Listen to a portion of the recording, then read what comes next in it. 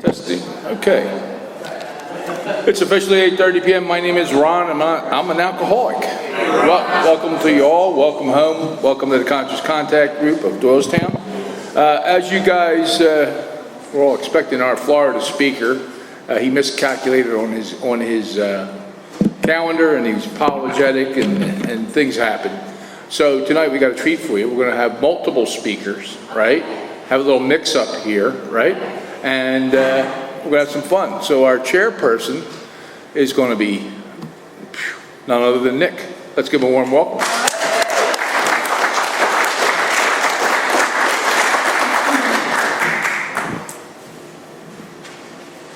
Okay, welcome to the Conscious Contact Speaker of Alcoholics Anonymous. My name is Nick and I am an alcoholic. And welcome home, everyone. This is a 1-hour speaker meeting that meets every Saturday evening at St. Paul's Lutheran Church at 301 North Main Street, right here in Doylestown. Food and fellowship starts at 8 o'clock, followed by our speaker at 8:30, or speakers. The business meeting for this group meets every Saturday at 7 p.m. to 7:30 right here. Please come early and join us. The purpose of this group is to provide a consistent message of hope and recovery through God, reliance, and service to others through the practice and teaching of the 12 steps. We record all speakers so that others may benefit from their message of recovery. If you wish not to be recorded, simply ask. And this is an open meeting of Alcoholics Anonymous. The group would like to welcome everyone, especially newcomers. Is there anyone new or from out of town that would like to introduce themselves with their first name? Yes, sir. I'm Dan, I'm an alcoholic. Dan, welcome. Yes, sir. I'm Mike, alcoholic. Hey, Mike, welcome. Yes. My name's Grace, I'm an alcoholic. Hey, Grace, welcome. Okay, and welcome to everyone. The Conscious Contact Speaker Group encourages sponsorship. Would anyone with working knowledge of the 12 steps and is willing to sponsor, please raise your hands. Thank you. Are there any announcements for the good of AA? All right. Okay, our sister group is a big book study meeting that meets every Thursday at 7:30 just up the street at Salem UCC Church at that 186 East Court Street, and coffee is on at 6:15. We have meeting lists and big books on easy terms. Please see me or any home group after the meeting. If you cannot afford a big book, the Conscious Contact Speaker Group will give you one at no charge. Anyone willing to make donations for the purchase of big books to help those who can't afford them can put donations in the jar on the table marked Big Book and CD donations. Please subscribe to our YouTube channel, the Conscious Contact Speaker Group of Doylestown, PA, and our Facebook group. Subscribe and share. You can find our speakers there. Join our Facebook page to keep informed, and you can also share upcoming events and meetings. Okay, and now with that, we have one of the most handsome young men in AA, Tommy, to come up and read the Just for Today Prayer of Recovery. Please give Tom a warm welcome.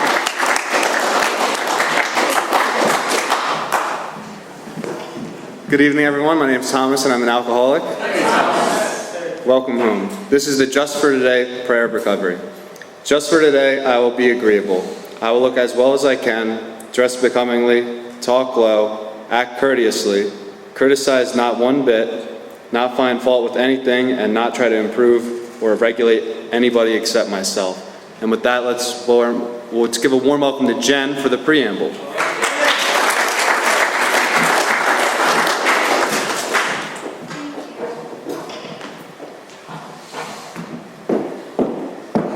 Good evening, everybody. Happy Soggy Saturday. I'm Jennifer, and I'm an alcoholic, and this is the AA preamble. Alcoholics Anonymous is a fellowship of men and women who share their experience, strength, and hope with each other that they may solve their common problem and help others to recover from alcoholism.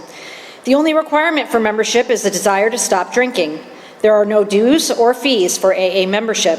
We are self-supporting through our own contributions. AA is not allied with any sect, denomination, politics, organization, or institution, does not wish to engage in any controversy, neither endorses nor opposes any causes. Our primary purpose is to stay sober and help other alcoholics to achieve sobriety. And now we will welcome the lovely Michelle, who's going to come up and tell us what the 12 steps are.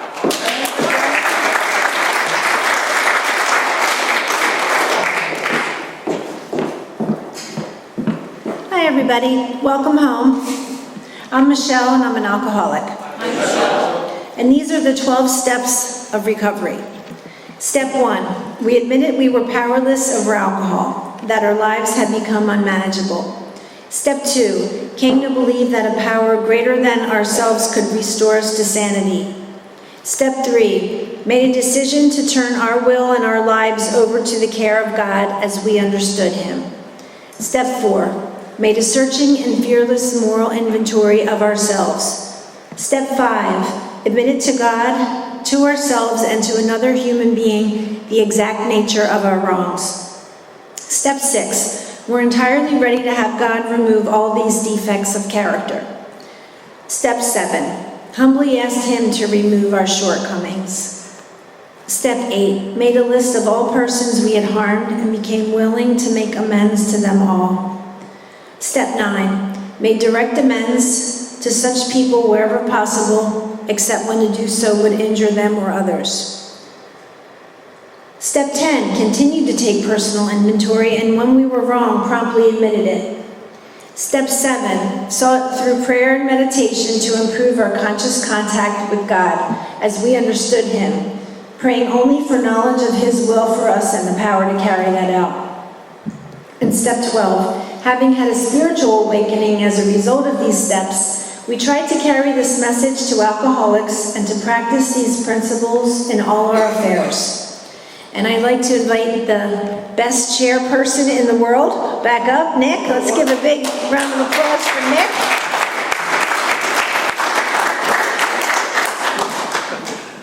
Okay, everyone. We having fun yet? Okay. All righty. The seventh tradition. Every AA group ought to be fully self-supported, including outside contributions. At this time, we'd like to pass the baskets. We have no dues or fees. We do have expenses. And this could provide many services. Our donations cover food, rent, big books, CDs, events, and workshops. We also have a Venmo. There's a QR code back there. Or you can come see me afterwards, and you can scan it on my phone. There's absolutely no smoking on church property. Be mindful of your cigarette butts. Keep them away from the church, parking lot, and stuff like that. Please take a moment to silence your cell phone and try to limit movement during the meeting to avoid distractions. Now, like we had discussed, we're going to do a round robin type format tonight. We're going to start out with one of our home group members, Tommy. Let's give Tom a nice warm welcome.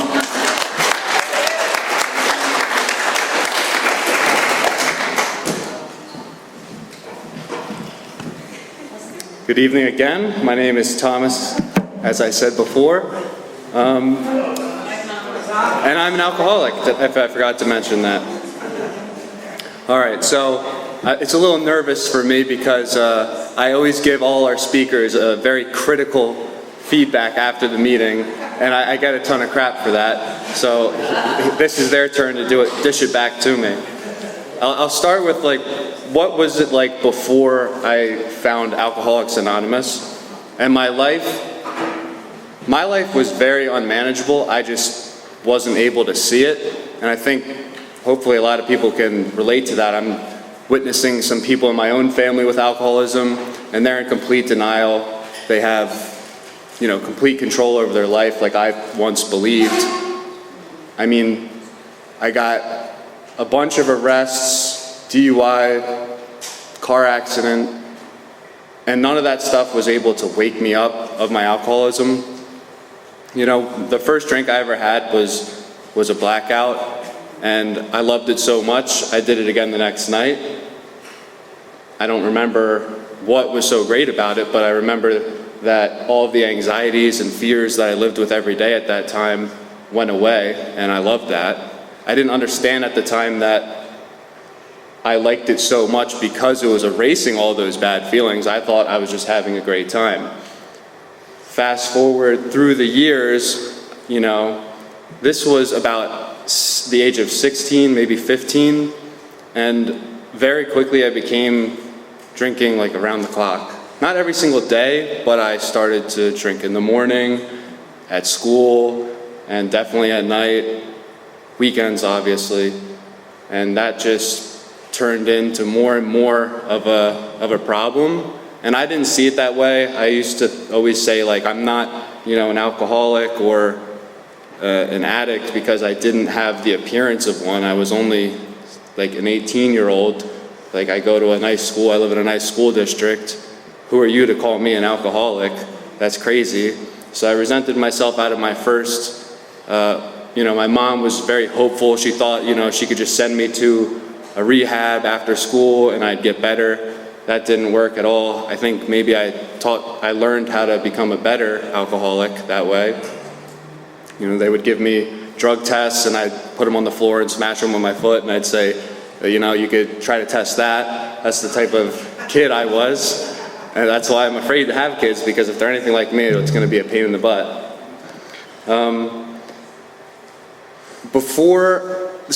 Like I said, I had my first DUI at 17, and the court didn't charge me as an adult, luckily, but all they said I had to do some AA meetings. I go to my first AA meeting, I walk in and I start talking about drugs, and they say, you can't talk about drugs here. So I got really resentful. To their mistake, and now I know why this is a bad idea. You never have an AA meeting with an intermission, because I got up and left.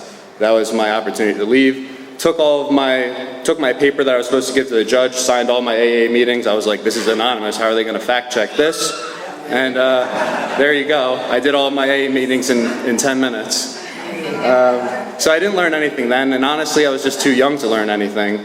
But one thing I did learn from that experience is that as the day I got my license back, I almost lost it immediately again. I was doing over 100 down Jamison, and the same guy that gave me the DUI pulled me over again and said, you're going to lose your license again now, buddy. And I was like, oh, this sucks. Go to court. I dress all nice in my suit. I look like a good kid, and they're like, we're going to give you a chance. All you got to do is pay us a bunch of money, go to these classes, and you'll get another chance. So I do that, and I meet this guy. I have no idea who he is, but he was the first person to explain to me that, alcohol is just as addictive as heroin and cigarettes and all these other things that you think that are addictive. And he was drinking 3/5 a day, and when he stopped, he was at risk of seizures and death and had the shakes and all that stuff. And that was what first opened my eyes that it was an addictive substance and it was actually harmful to the body. But that didn't stop me, of course. So I only decided to use harder and more frequently, and it became not too problematic to my life. I didn't land in jail or anything. Drunk tanks for sure, but that's not a consequence at all. You just stay there overnight and walk home in the morning. But that was like my life for maybe 5 years, until the point where the alcoholism progressed. And now I was drinking around the clock, and I found out that I couldn't stop. And when I couldn't stop, it was a bit of a wake-up call, because I never experienced that before. I never had withdrawals. I had withdrawals and hangovers, but nothing that was scary, that had like a real consequence. So when that started happening, I was a bit like, all right, well, let's see if I could start substituting what I like to do for something like what a lot of people call it is California sober. I tried that, my own variation of it. I asked a lot of people in the meetings. The first couple meetings I went to, I asked everyone if I was like, oh, do you smoke that stuff? And everyone was like, no, you don't do anything. And then I found one person that was there for like a week, and they were like, yeah, I do. And I was like, perfect. And then so I was like, now I could do that, but I don't like that. I'm going to do my thing. So I was just finding all these different ways to do exactly what I wanted. I didn't understand that it was my will that I was trying to create and control. But so after that, of course, I relapse over and over and over and over again, and I try NA, and NA was maybe great. I don't know. I wasn't paying attention. I didn't get through the first question of the first step, and maybe that's why I kept relapsing. But I resented myself out of those meetings professionally. Every single meeting I went to, I would hear about somebody's, dying cat or something stupid, and I would just be finding myself on my phone placing another order for what I wanted. My relief, what I found later. So yeah, I'm using uncontrollably at this point. I have no idea how to stop.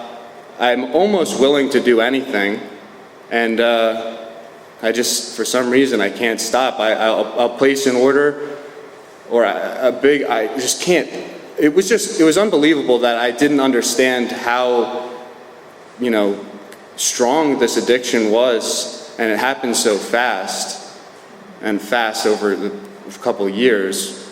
But I remember, my dad was dying of cancer, and the night he died, I told him, I was like, oh, I'm gonna stop for you. Like, I'm gonna get better, take care of Mom for you, and I really believed it in my heart.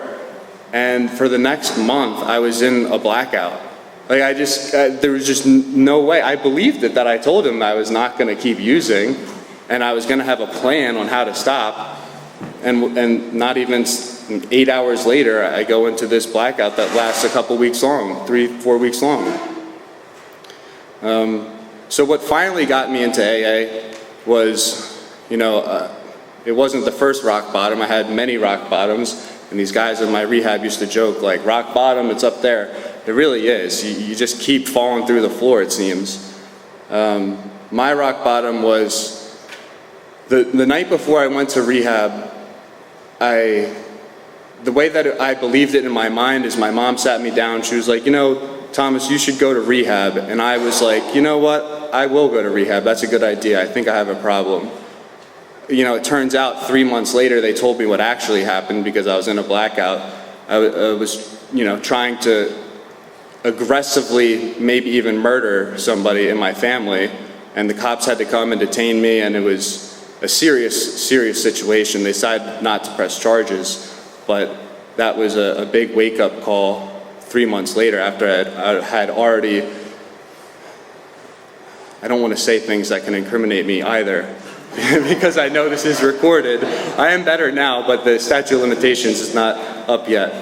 Let's just say I made more bad decisions even after that. Eventually, I get to rehab shortly after that, and I wake up I already been there for 2 days, and I first wake up, and they tell me that I was, very rude to the intake people. I was trying to use the gym. I don't remember any of this.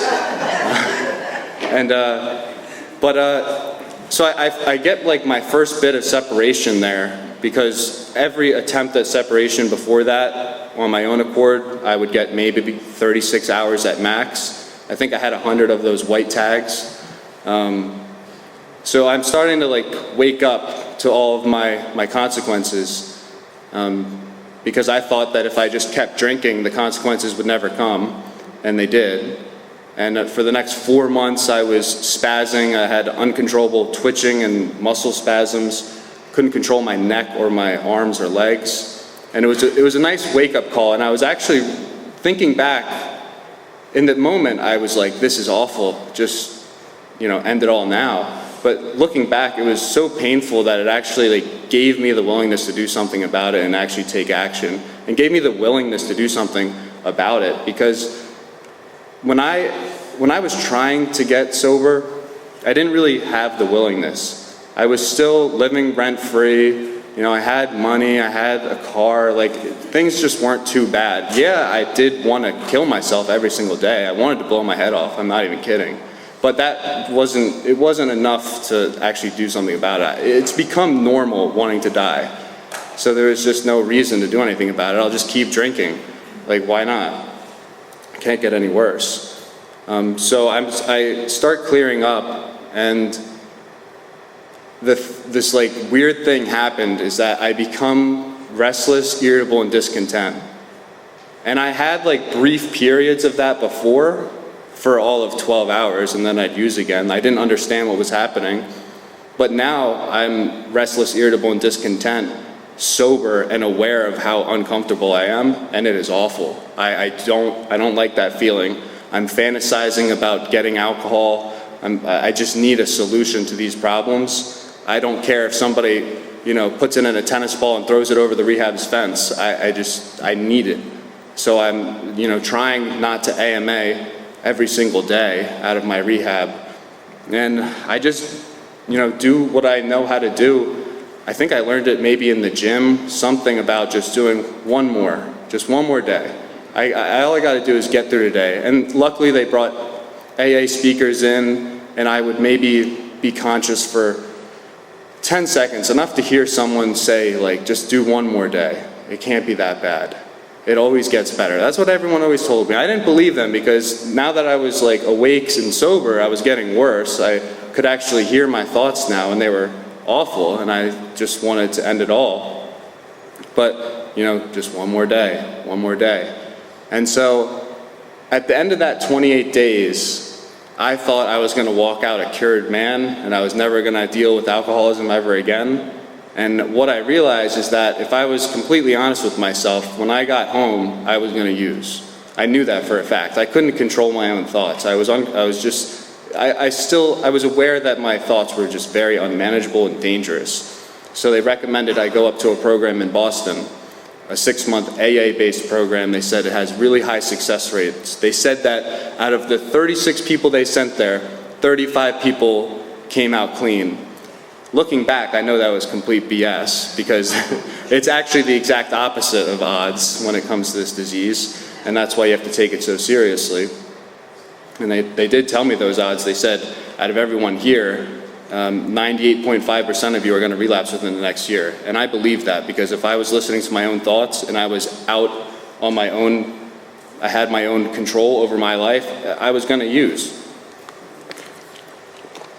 So I go to this new program and they start working me through the steps. I have nothing else to do. I'm gonna do the steps. So the first step I did was to accept that I was an alcoholic, and I couldn't do that, and I didn't. I just skipped over it and I said I did it, and I got to the 4th step because that's what everybody was talking about. They're like, oh, this 4th step, it's so bad, even though it's just a bunch of like lazy alcoholics on their phones if they got them back, and they're just complaining about everything. But I was one of them, so I fit right in. But I finally have a problem with God. So the first 3 steps, I kind of just jump over them, do my 4th step. Eventually I finish it, read it to my sponsor at the time. He doesn't, even blink an eye. I don't either. I'm like, I don't care if you know this stuff. I did it and I don't feel bad about it at all. Yeah, I robbed a bunch of people, but I don't care. Do something about it. I'm not. So that was a lot of spiritual growth for me, I guess. Not at all. And that's probably why I progressed, I relapsed after that. But, I get through 6, 7, and I write down all the people that I screwed over or whatnot. And at this point, I've been in rehab. Oh, wait, sorry, let me backtrack. I have a funny story. About 3 months, maybe 2 months into rehab, so 3 months sober, I wasn't completely sober. I'd go to the grocery store and I couldn't even help but take the whipped cream out for a spin. But this is as sober as I could possibly get and imagine. So one day in class they tell me that I have to be, what are the words? Something honesty. Rigorously honest, that's what they told me. They told me, Thomas, you gotta be rigorously honest if you really want this in this program and everything that it has to offer. So I was like, all right, I'll try that out for now and see how it goes. So my clinician calls me into the office that day and asks, Thomas, how are you feeling today? And in my mind, I was like, rigorous honesty, correct? So I told her, I was like, you know what, I feel like garbage. I actually kind of want to die. And she's like, I haven't heard that like the whole time you've been here because I've just been pretending to be good. And then she's like, do you have a plan to act out on this? And I was like, of course I do. Who wants to kill themselves and doesn't have a plan? That's pretty stupid.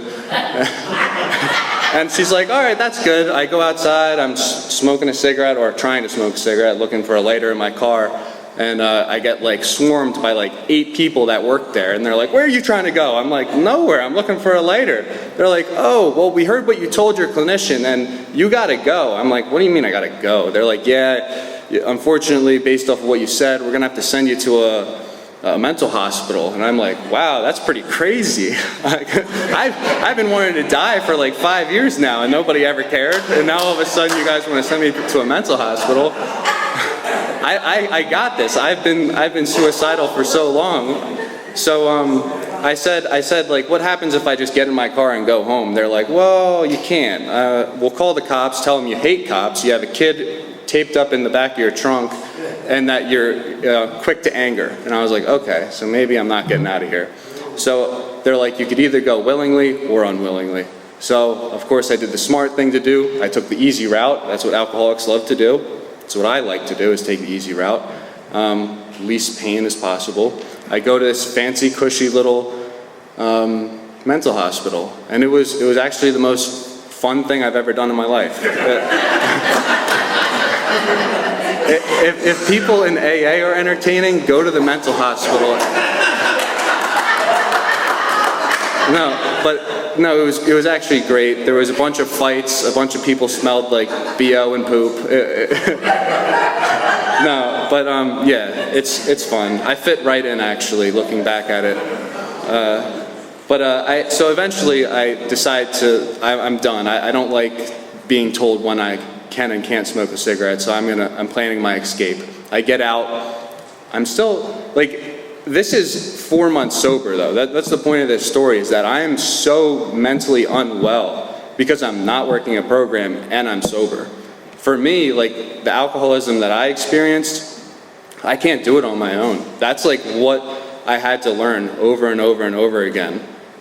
And that was just another reminder. Even though that wasn't enough of a reminder, I still had to go and try it a bunch of more times. Thankfully this time I'm starting to get it. There is, Ron always says there's nothing to actually get, it's just a program of action. And that's certainly true, because the best, the first stint of sobriety I got after I get out of the mental hospital, go back to rehab, and obviously I start resenting myself out of that rehab. I'm in my sober house, people aren't doing their dishes, everything's too dirty, my bed's too small, I don't like anything, because it's a painful existence for me, living in a sober house, having no job, getting fed, that's painful. So I asked my mom if I can come back to Pennsylvania, and I do. She says, yes, she thinks I've been sober for 6 months, and that I'm doing good, and I'm ready to get back into society. So I say, yeah, bring me home. So I tell everybody in rehab, it was nice knowing you, I'm out of here. I get home, and the first day that nobody's home, I go into the fridge outside, I grab a couple beers, I just put them on the kitchen counter, and I'm staring at them, and my mouth's watering. I'm like, wow, I just did 6 months of 6 months of this rehab crap, and I can't even what am I doing right now? I have beers on the counter, and my tongue is watering just looking at them. The only thing I knew how to do was go to a meeting. So not that I ever went to a meeting and got something out of it. I was always sitting in the back on my phone or not paying attention. Probably couldn't even pay attention even if I was. Finding everything that's wrong with the speaker in meeting. I still even do that. But I work on it. It's a program of progress, not perfection. So I come to a meeting. Everyone does the right thing. They introduce me, get my number. It's a community, and I kind of get tricked into AA again. And that's it's just a God shot how I ended up here. And I started, working the steps. I tried finishing my 8th step, but really for me, what kept me sober was doing the 10, 11, and 12. And I never sponsored anyone, but the 12th step just means doing things like this. I was asked to speak, and I said, sure. Or, the first time I came to this meeting, Ron said, put on a suit and greet people. And I was like, okay, I could put on a suit. I have one. I might look good in it. But, greet people, that sounds horrible. I don't want to talk to anyone or shake anyone's hand. That sounds scary. And it was really scary, but I just said, I'm willing to do anything at this point. I'll just do it. Maybe it'll work. I have nothing to lose. And I did it, and it was awful. But, next week it wasn't so bad. And here we are. I don't know how many weeks I'm in now, but it's a lot better. I'm actually pretty comfortable in my own skin. But, all this really, my sobriety, I wasn't, my whole story, I guess, the thing that I learned is that I wasn't able to do it myself. Looking back, I didn't realize that my problem was myself. I thought it was the drinking. It really wasn't the drinking. The drinking was just the solution to my problems. All the terrible thoughts I had every single day The only thing that worked that I knew how to do was the easy way out. Just make it stop. Just drink something and it'll go away. But really that was just like watering the carpet. It wasn't actually fixing the problem.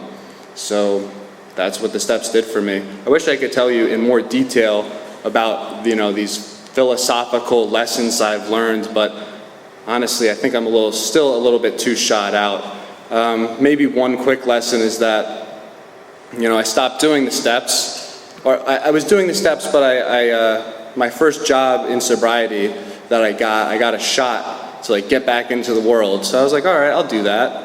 And I started selling timeshare. And within 10 days of selling timeshare, I relapsed because I wasn't working a program. And it was just another example. I needed to be hit over the head again. Like, if you don't do this program and these steps, it's going to be the same thing. 10 days was a little ridiculous, but I guess I just need meetings every single day. That was the lesson there. I wish I could give you more, but I think we have a really good speaker coming on after me. Nick.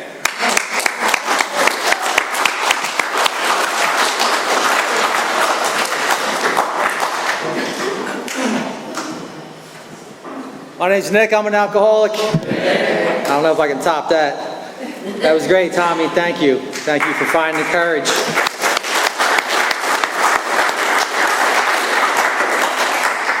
Oh boy, well this has been my home group for quite some time now. I just love this group. Thank you all for being here. Thank God for my sobriety, and thank God for AA. We just celebrated 90 years of AA on June 10th, Founders Day. That's just an awesome thing, and I keep promising myself I'm going to go to that Founders Day one year, so maybe I'll do that next year. But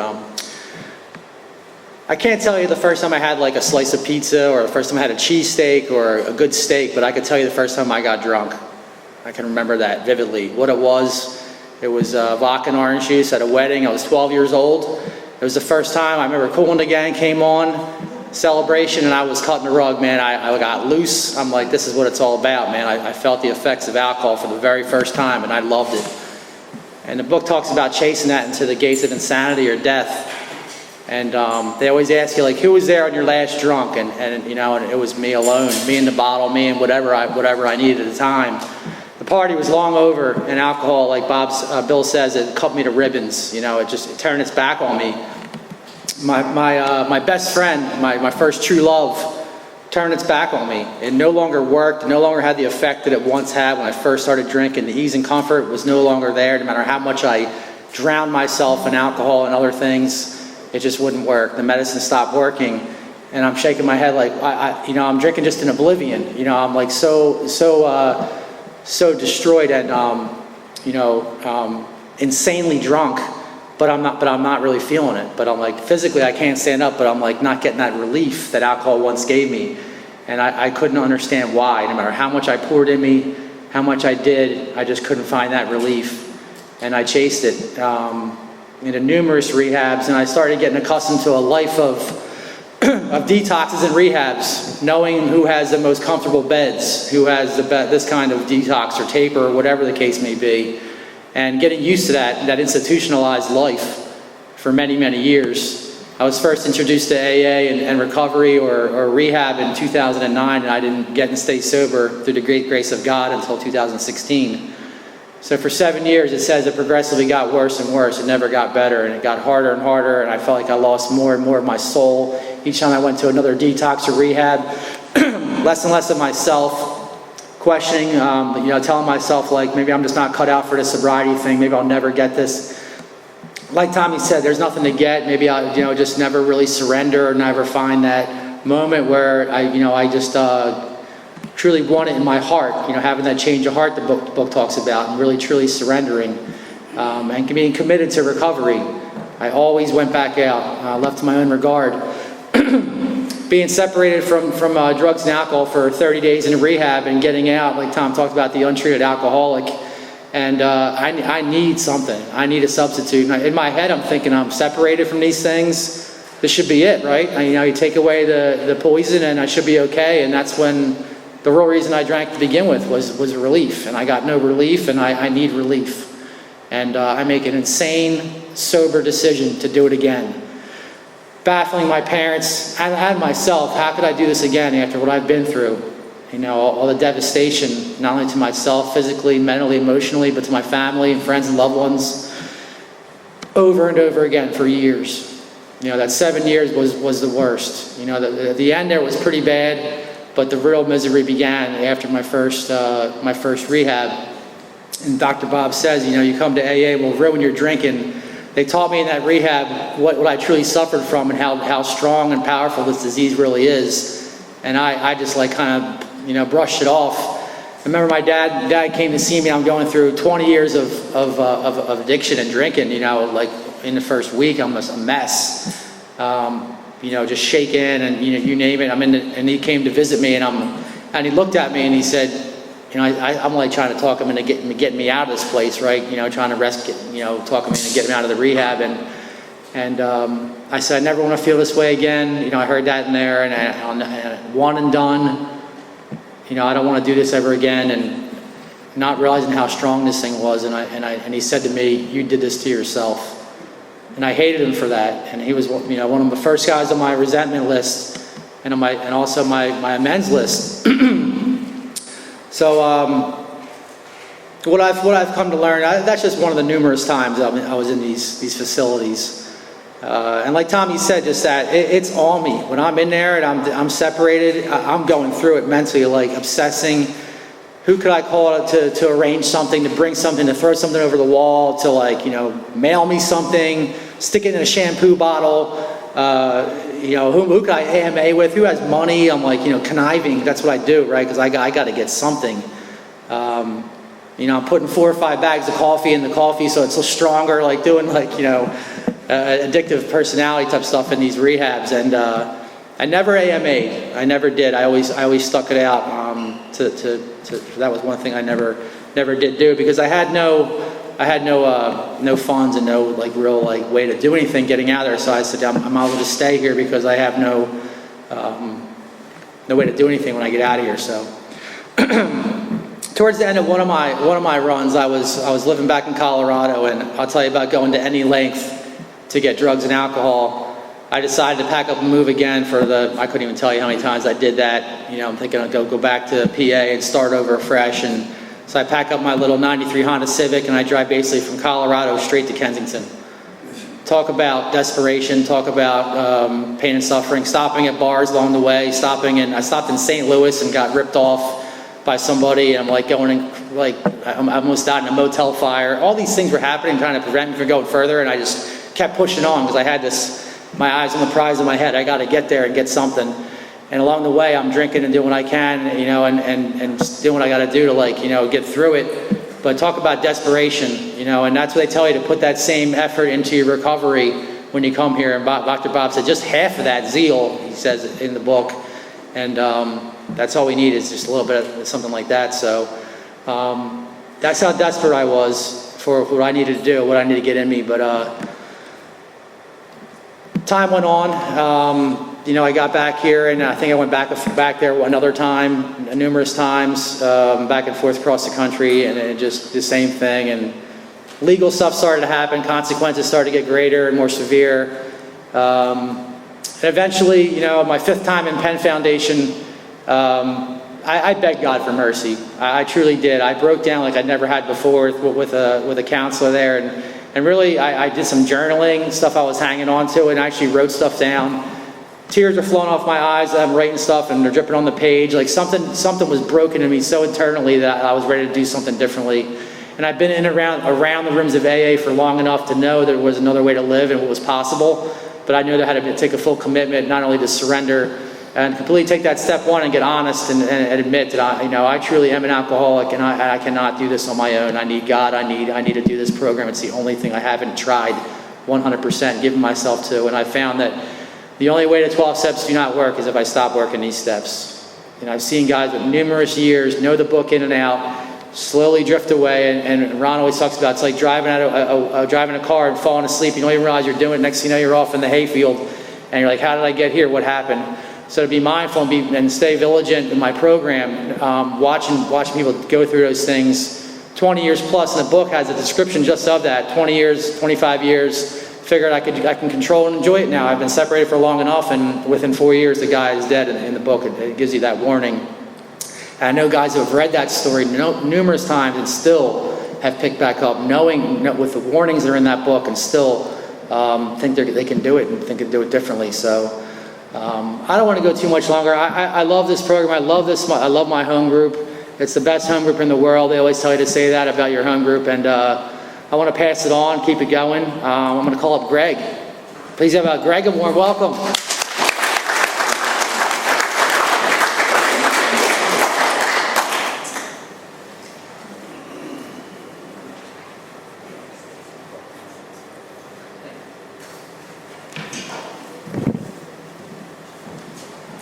I'm Greg, I'm an alcoholic. Hey everybody. I would have worn my suit if I knew I was getting called up here, but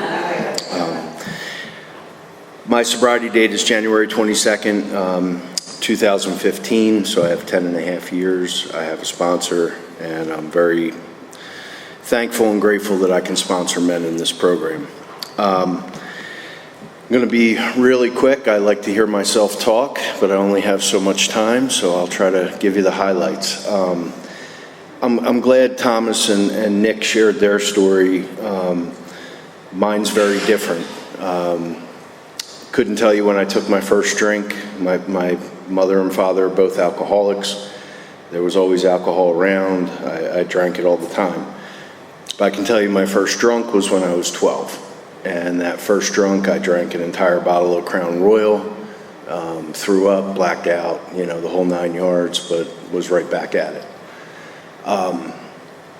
I did not have any period of sobriety until I was 44 years old.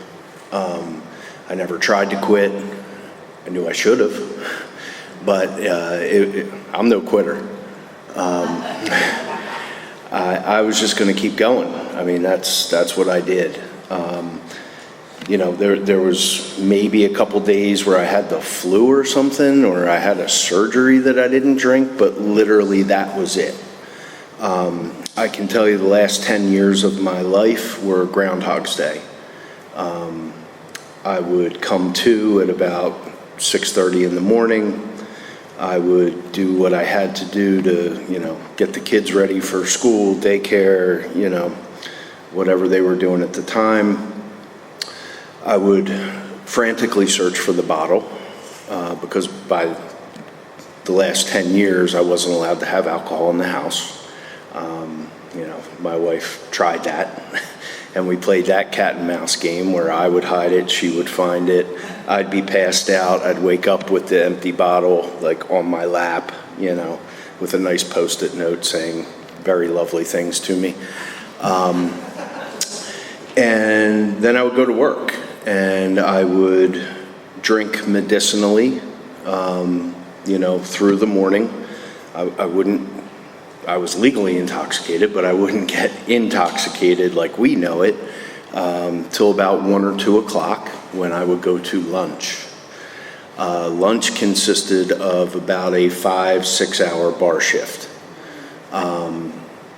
And I would drink until about 5:30, 6 o'clock when, because I'm a good dad and husband, I had to go home for dinner. So I would drive home, always had, a handle of vodka in the car, drive home, usually never have dinner with the family because I would pass out. And I would come to at about 9, 10 o'clock at night. They would all be asleep. I would search for the bottle, drink myself back to oblivion, pass out for another couple hours, come to at 6:30, rinse and repeat. That was literally the last 10 years of my life. The night that, I'll say this. I had been living on the bottom for a long time, okay? I'm smart enough to know I had put my father in rehabs. He had dropped dead off of a bar stool at age 56 from alcoholism. I had been to AA meetings, usually with him, when he was court-ordered to go and take a family member with him. I knew I was an alcoholic. I was blessed with the first step, you know. But the problem was I was blessed with it for about 10 years before I got sober. I knew I was an alcoholic. I knew you guys didn't drink.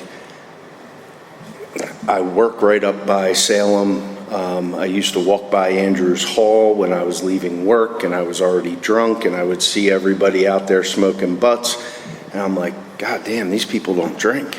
I don't get it. Like, you know, I never felt like, oh, Alcoholics Anonymous is, you know, the grungy people drinking under a bridge. Like, I thought you people were God. Like, I didn't understand how people didn't drink. So with that being said, I mean, I was on the bottom already. What brought it to a head was I was doing a day exactly like I explained to you. It was a Friday. I'm driving home from the bar shift. I'm about 10 minutes from home. I black out, I guess. I don't know. I hit a couple cars. My car is totaled. Airbag goes off. My jacket was on fire. It was a mess, you know. Anyway, you know, I get a DUI, which shockingly was my only one. But I passed 2 of the field sobriety tests.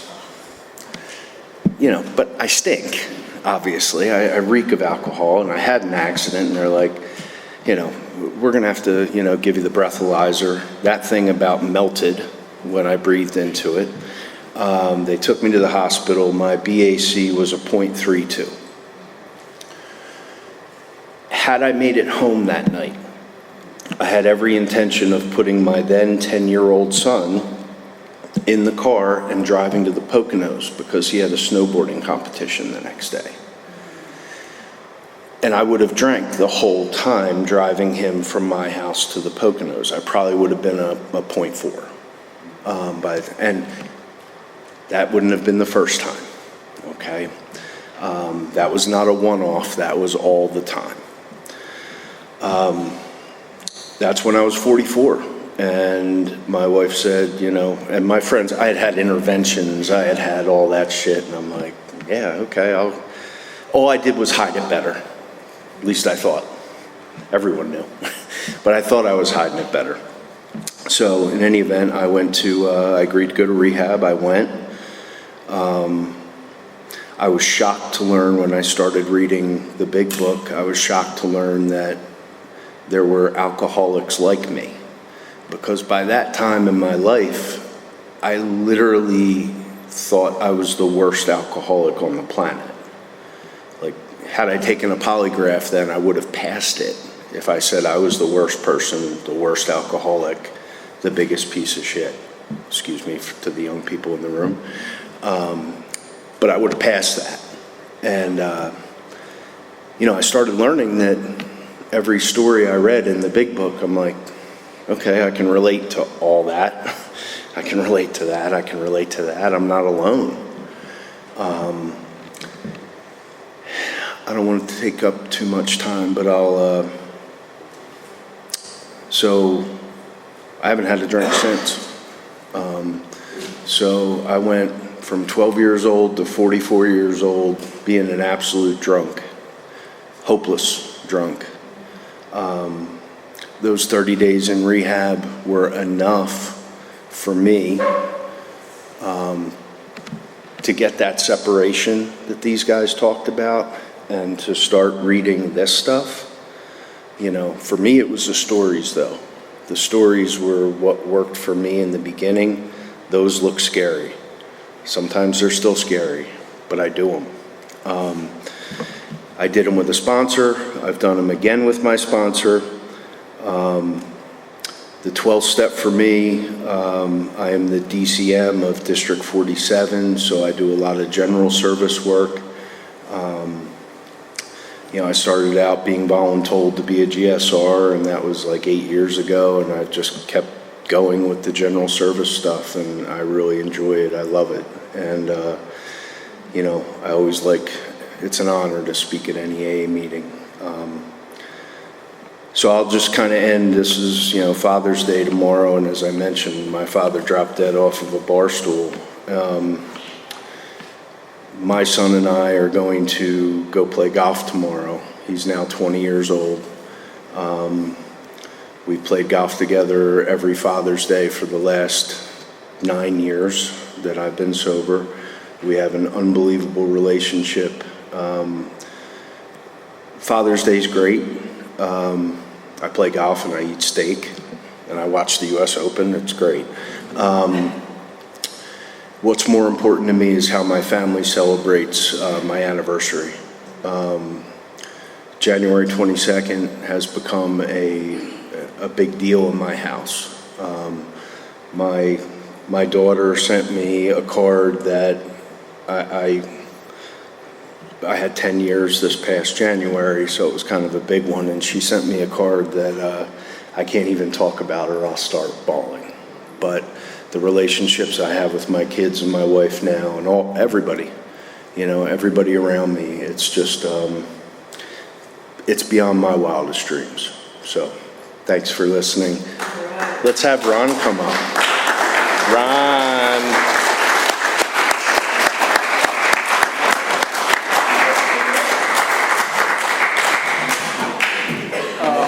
Terrible. My name's Ron. I'm an alcoholic, and I'm really good at listening anymore. I really do enjoy it. I don't know what I could say. I really wanted to hear from Michelle. I was hoping she'd get up here, but yeah, we had a replacement. Sometimes you can have if you let go and let God run a meeting, it's amazing what happens. Like a lot of times people say to me, "Hey, Ron, how do you get your speakers?" I said, "Well, do you believe in God?" Because a lot of times that's exactly how it happens. The dots get connected. And, let me see, I got 10 minutes. In 10 minutes, what could I tell you? How I showed up to Alcoholics Anonymous, my sobriety date is April 15th, 1986. I've never spoken at this meeting. Never wanted to. For a number of reasons. Anyway, we get a lot of local talent. There's a lot of great speakers. The whole premise of this group is to bring in an out-of-town speaker, to hear a message that you didn't hear before, to keep your attention, to keep you enthused about recovery and sobriety, right? It says in our thing here, the main purpose of this group is to provide a consistent message of hope and recovery through God, reliance, and service to others through the practice and teaching of the 12 steps, which is our program in literature, right? I'm big on literature-based meetings today. When I got sober, I didn't want to hear it. I have a real super low bottom. I never once in my life, if you would have said to me, "Hey, Ron, you want to get sober?" Hell no. Hell no. I'm like, I come to AA, who would want to be sober on purpose? Like, I couldn't understand that. Life without alcohol, I'll just drink myself to death. I was resided to that. I had a lot of things happen in my life, which all of us do as young people. I lost my mother as a teenager. My father got cancer, given 3 months to live. I mean, my life was like, and I had learning disabilities. I'm a convicted felon, a high school dropout. I've been shot. I've been straitjacketed in mental institutes. Didn't have a driver's license for 3 years, and it took me another 2.5 years in sobriety to get that back. And I wasn't supposed to get that license back till like 3080. It was a God and AA, and they said stuff to me. Like, I always like the simple things, right? They said, listen, if you just make AA the most important thing in your life, everything will work out. I'm like, you don't understand how low and how much of a bottom and how impossible it is to get out of this hole. And that's why what was important to me was that I heard a message of hope and recovery. People would come in and share how their lives were. It was like either they were as bad or worse than me, but today they were living this full life. They had showers, they got clean clothes, they looked like they got a haircut, a shave, they got driver's license, credit cards, Rolex watches, girlfriends, wives, kids, and I had none of that. In fact, when I got out of treatment, we didn't have the fancy halfway houses they have today. They sent me to the Salvation Army, and I tell people I'll never be that humble ever again in my life. And this is where good sponsorship comes in, because I always try to say this, is that and talk about restless, irritable, discontent, being separated, and not feeling like a piece of crap, but your ego says that you're better than everybody else, right? So I'm in this Salvation Army, and I said to my sponsor, I said, this place is horrible. It's full of homeless bums. I can't take it anymore. He's like, really? He's like, do you have a home? I said, no. He said, do you have a job? I said, no. He said, you're a homeless bum. You're right where you belong. I was like, God, I already feel horrible. But the reality of it is that minute, I seen reality for what it was and where it had taken me. So I always share with guys, if your life is at the absolute bottom, and it couldn't possibly get any worse, this is what he said to me, because he asked me that, could your life get any worse? I said, no, unless I die. He said, well, I got good news from you. It can only go up from here. Like, that's the kind of hope he gave me. I said, wow, he's right. It can't get any worse. It can only get better. Let me do this, like, who said it? One day at a time. Like Tommy said that. Let me just do one day. In fact, I had no idea I was going to be here this long. I figured, okay, man, maybe I'll hang out. Oh, wait, this is really good. I got thrown out of one rehab. You know, they're trying to convince me I'm an alcoholic, right? And I tell them, listen, I'm no alcoholic. I get thrown out of that rehab for making wine. And they're like, I said, look, I'm not an alcoholic. I just need a drink. You don't understand. And I am so delusional, right? So in 1986, when the lawyer says, listen, you got to go to rehab for 28 years? Like, who can go sober for 28 days, 28 years? It feels like 28 years. I'm like, how am I going to do this crap, right? So I figured, okay, I can do this. Let me see how I can do this. I got to figure out a way to do this. I can't do this time. Okay. So I smuggle in 90 Valiums. I figure 3 a day for 28 days. If I have a rough day, I got a couple extra. I'm getting sober. So this is my solution is always like, there's got to be some kind of, give me drug replacement therapy. Do we have that here? Like something, you got to give me something. And I'd wind up in this rehab and getting separated. And I had I kept going one day. Let me just try. I'll give them 60 days. And then I said, maybe 90 days. But if I ain't driving a Ferrari dating a supermodel with a gold bar on my seat by like 6 months, I'm out of here, right? I was here for cash and prizes. That's what I thought it was. And that's the shiny stuff was what attracted me. Because I had nothing. I was like, oh, when am I going to get mine, right? And the beauty of it today is after experiencing what this program has to offer, the ultimate reward is freedom. I have freedom today. I got to have kids in sobriety. I got to have grandkids. The whole family's going to come over tomorrow. They're going to celebrate me. I'm like, yikes. I don't know about you guys, but I don't like that kind of stuff. I really don't. I like to just go about my life. Sometimes I feel bad. You know, like they go, congratulations, on another grandson. I'm like, I didn't do nothing. I told my kids what my father told me, whatever you do, don't ever get married and don't ever have kids. And he said, well, you're going to have kids someday, and they're going to pay you back for everything you did to me. And I wind up getting sober, making amends with my father, and getting to spend. They gave him 3 months to live, and he lived. In fact, we just buried him last year. And I got to have a beautiful, long life with him and a great relationship. It wouldn't have been possible if it wasn't for AA and the program of recovery and these 12 steps. And so today, I have kids that are in the program. Their life has been saved because of this. And it just gives me more motivation. I'm also a member of Al-Anon. And if you haven't been to Al-Anon, come over to the Doylestown Tuesday night, 7 p.m. beginners meeting over there. And make a half a dozen of those meetings. See the impact that we have on our loved ones that I was totally oblivious of until I experienced it myself, and get the motivation not only to get sober and stay sober and repair your life, but to help others, because every single person that walks through this door, right, is somebody's mother, brother, sister, daughter, son, and look at them that way and be like, man, there's a whole family at home saying, God, I hope Johnny gets it this time. I hope Cindy gets it this time. And it's our responsibility to carry that message to them and say, listen, you can do this. It's 100% guaranteed to anybody that completely gives themselves to this simple program. And that's been my experience. Thanks again for everybody here. I think we'll wrap it up.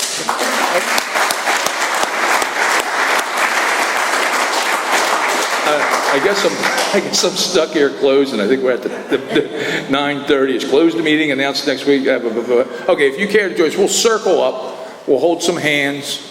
We'll have a moment of silence for the sick and suffering, and and we'll clean up. So let's circle up. Let's say the Lord's Prayer if you care to join us. There you go. I've never chaired this meeting either. And